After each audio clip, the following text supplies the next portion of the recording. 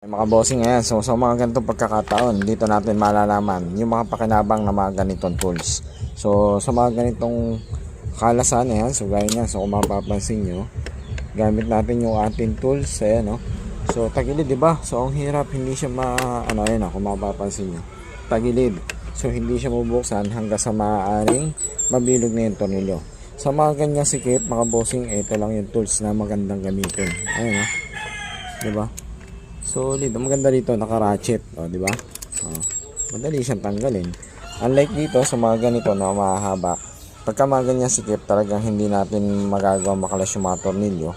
Kaya naman ito, mga bossing, yung solid na tools natin, mga boss. Naka-ratchet na to, mga bossing. Ayan.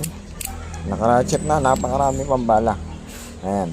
So napakaganda at napakarami rin benepisyo ng mga ganitong tools, mga bossing, na siya ko lang laging daladala.